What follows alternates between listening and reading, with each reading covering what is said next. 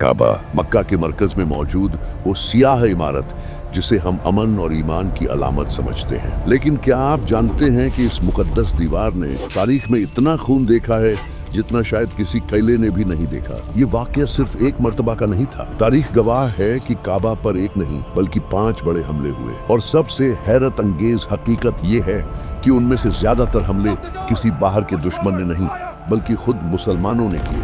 आज हम उन सफ़ों को पलटने जा रहे हैं जो खून से रंगे हुए हैं।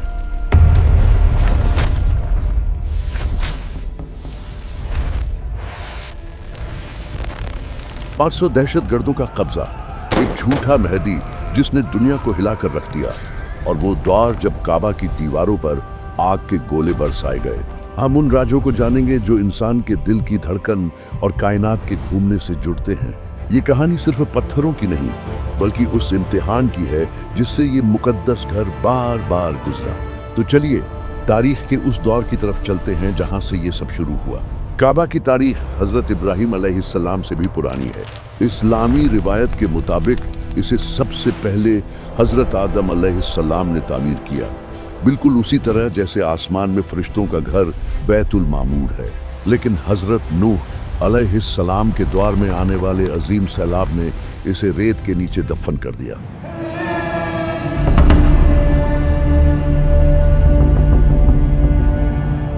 सदियों बाद अल्लाह ने हजरत इब्राहिम अलैहिस्सलाम को उस मुकद्दस जगह का रास्ता दिखाया। जब हजरत इब्राहिम और उनके बेटे हजरत इस्माइल अलैहिस्सलाम ने काबा को दोबारा तामीर किया तो उस वक्त ये आज की तरह चौकोर शक्ल में नहीं था बल्कि मुस्ततील शक्ल में था। इसमें वो हिस्सा भी शामिल था जिसे आज हम हतीम के नाम से जानते हैं।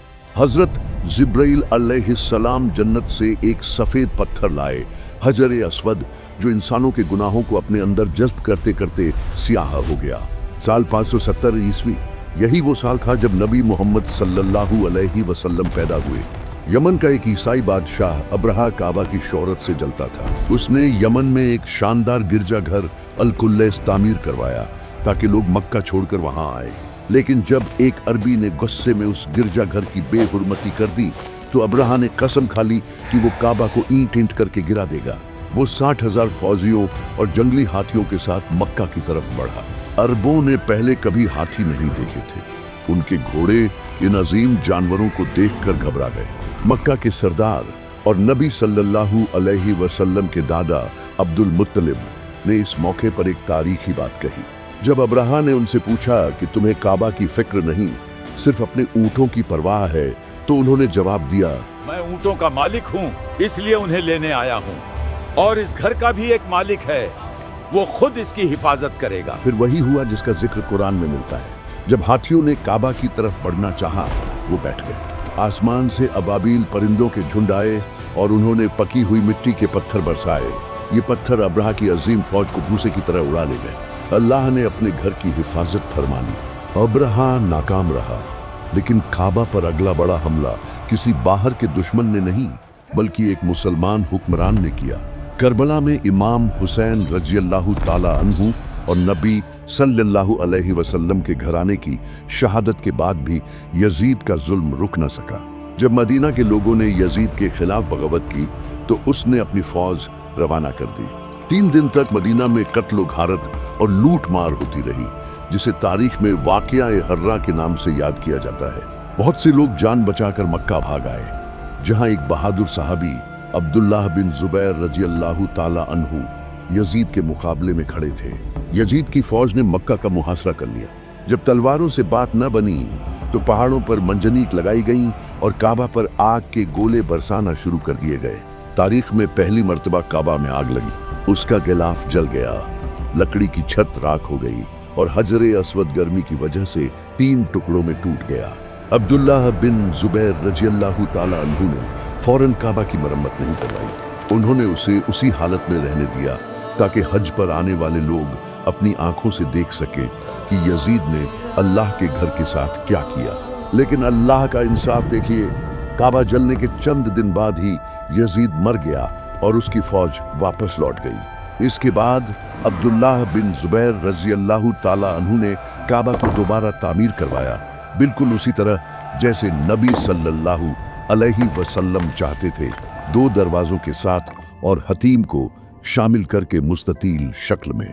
हज्जाज के हमले के बाद काबा को तकरीबन 300 साल तक अमन मिला, लेकिन 930 ईस्वी में हज के दौरान एक ऐसा तूफान आया जिसने शैतान को भी शर्मिंदा कर दिया। बहरीन के सहारा से एक नया सख्त गिरोह उभरा था जिसे करामता कहते थे। उनका लीडर था अबू ताहिर अल जनाबी। उनका ख्याल था कि हज करना बुत परस्ती है और असली इस्लाम सिर्फ उनके पास है। हज का पहला दिन था, मक्का हाजियों से भरा हुआ था।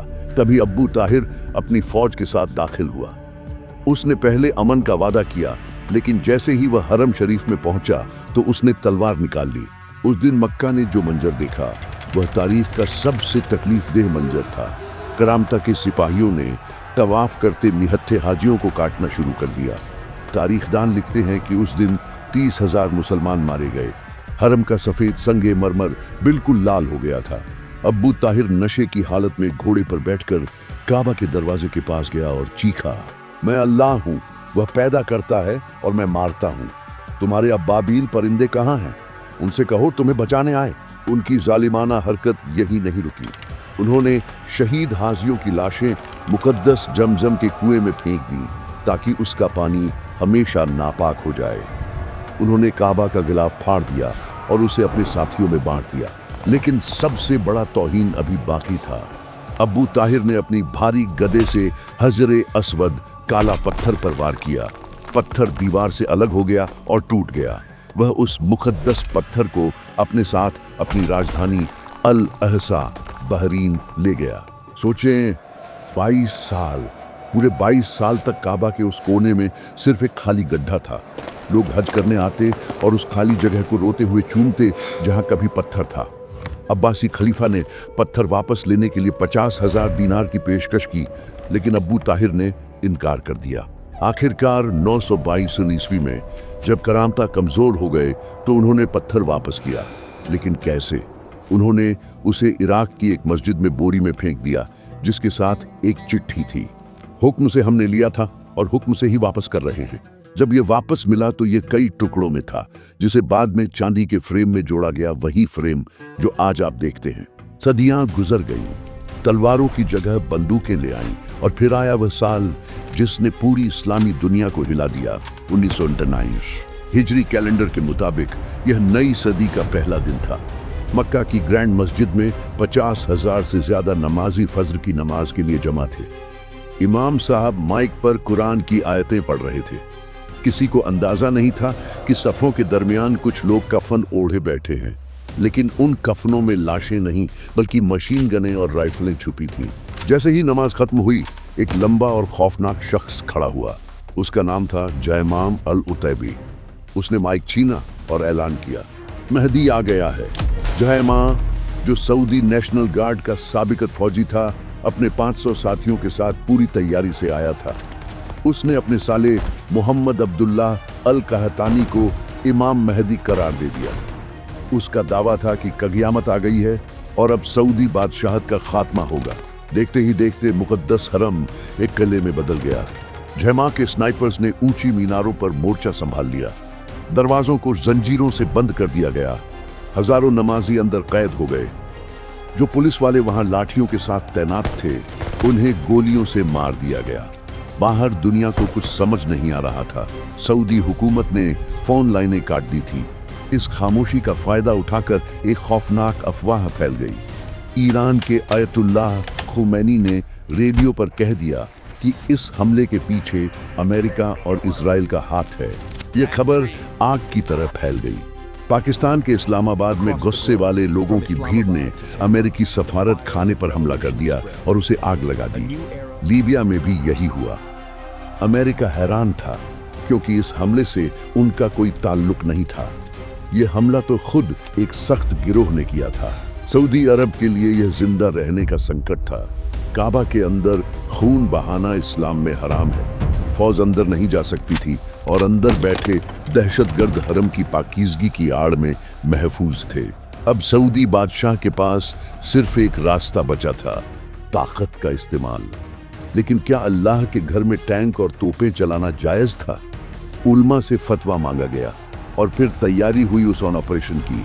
जो तारीख का सबसे मुश्किल रेस्क्यू मिशन बनने वाला था। सऊदी फौज के शुरू के हमले नाकाम हो चुके थे। बागी मस्जिद के नीचे बने सैकड़ों कमरों वाले तहखाने की भूल भुलैया में छिप गए थे। वहां अंधेरा था और बागी हर कोने से वाकिफ थे। जो भी फौजी नीचे उतरता उसे गोली मार दी जाती। मायूस होकर सऊदी हुकूमत ने गैर मुल्की मदद मांगी। फ्रांस की एलीट कमांडो यूनिट GIGN के 3 माहिरों को बुलाया गया। चूंकि मक्का में गैर मुसलमानों का दाखिला ममनुआ है, एक मशहूर रिपोर्ट के मुताबिक उन्हें शहर में दाखिल होने के लिए एक रस्मी इस्लाम कबूल करवाया गया। हालांकि उनका काम लड़ना नहीं था बल्कि मशवरा देना था। इसी दौरान पाकिस्तान के SSG कमांडोज के मुशीर भी वहां मौजूद थे। एक मशहूर अफवाह है कि परवेज मुशर्रफ ने यह ऑपरेशन लीड किया था, लेकिन यह सच नहीं है। पाकिस्तानी कमांडोज ने हिकमत ए अमली का मशवरा दिया, लेकिन जमीनी लड़ाई सऊदी फौज ने ही लड़ी। प्लान तैयार हुआ, मस्जिद के फर्श में सुराख किए गए और टनलों के अंदर बहुत ज्यादा CS गैस, बेहोश करने वाली गैस पंप की गई। गैस ने बागियों का दम घोंटना शुरू कर दिया। उनकी जिल्द जलने लगी और आंखें देख नहीं पा रही थीं। लड़ाई के आखिरी दिनों में वह शख्स जिसे अमर मेहदी कहा जा रहा था, मोहम्मद अब्दुल्लाह अल कहतानी, मारा गया। एक ग्रेनेड उसके पास फटा और खुद को बचाने वाला मेहदी अपनी जान न बचा सका। मेहदी की मौत ने बागियों का हौसला तोड़ दिया। उन्हें एहसास हो गया कि उनके साथ धोखा हुआ है। अगर वह सच्चा मेहदी होता तो मरता नहीं। 4 दिसंबर 1969 को 2 हफ्तों की खूनी जंग के बाद झैमा और उसके बचे हुए साथियों ने हथियार डाल दिए। इस हमले में सरकारी तौर पर 250 से ज्यादा लोग मारे गए, लेकिन असल तादाद शायद इससे कहीं ज्यादा थी। झैमा और उसके 60 से ज्यादा साथियों को पूरे सऊदी अरब के मुख्तलिफ शहरों में खुलेआम सजा-ए मौत दी गई। काबा फिर आजाद हो गया, लेकिन उसकी दीवारों पर गोलियों के निशान उस खौफनाक याद की तरह रह गए। खून और जंग की तारीख से बाहर निकलकर अब बात करते हैं उस राज की जो साइंस और रूहानियत को जोड़ता है।